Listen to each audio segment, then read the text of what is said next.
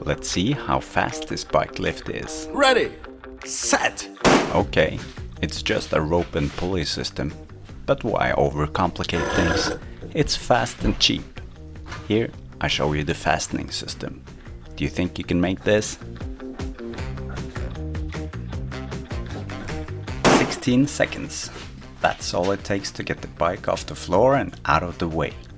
By tying a simple rope between the tires, I create a perfect balance point for the Carabiner.